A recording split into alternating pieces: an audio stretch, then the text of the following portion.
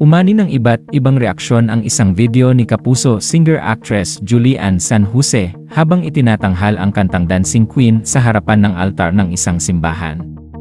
Ang naturang performance ni Julian ay nangyari umano noong October 6, 2024 kung saan nagtanghal ang singer sa benefit concert na isinagawa sa Nuestra Senora del Pilar Shrine, Mamburao, Occidental Mindoro.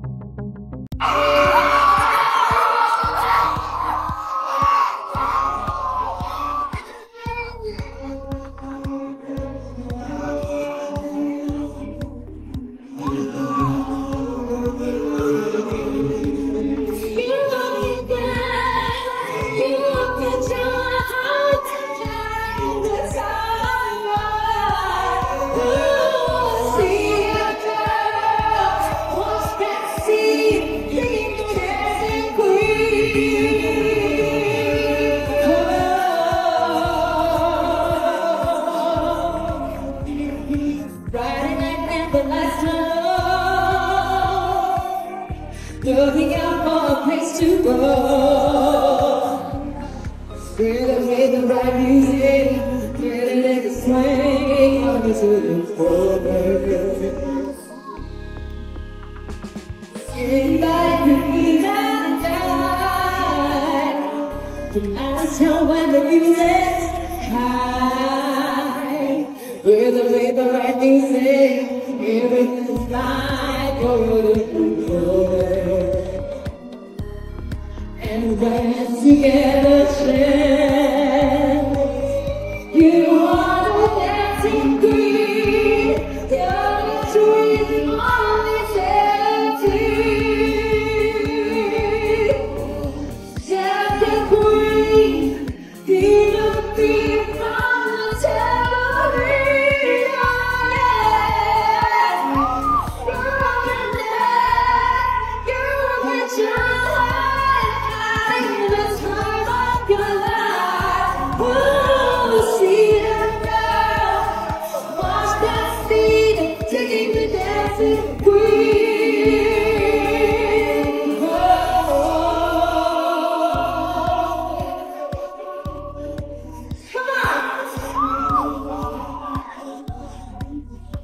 Your teacher turned them on, even burning and then you're gone.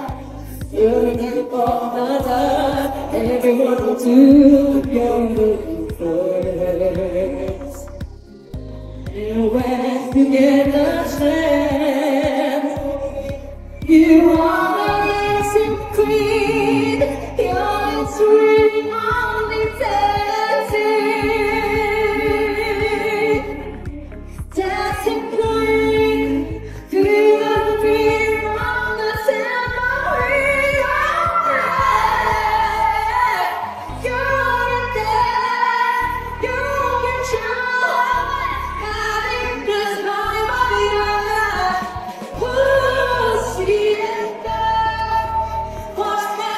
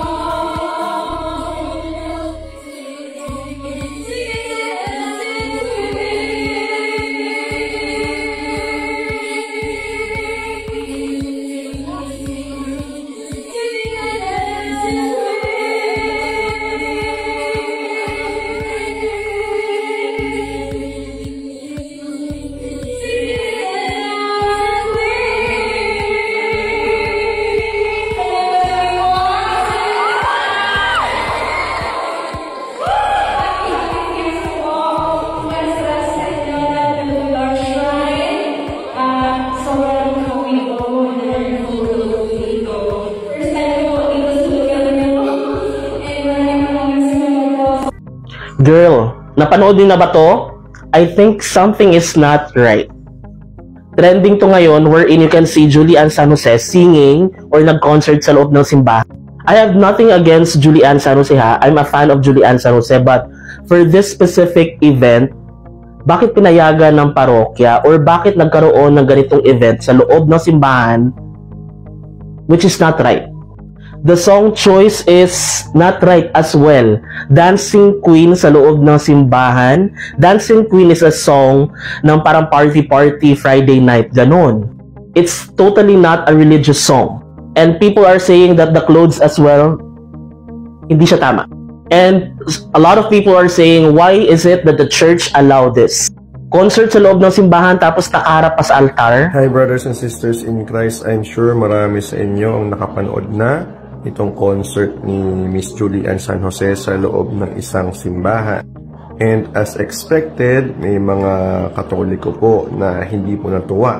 Nalungkot po no, sa concert na ito, sa video na ito. In fact, mayroon pa nga po nagalit.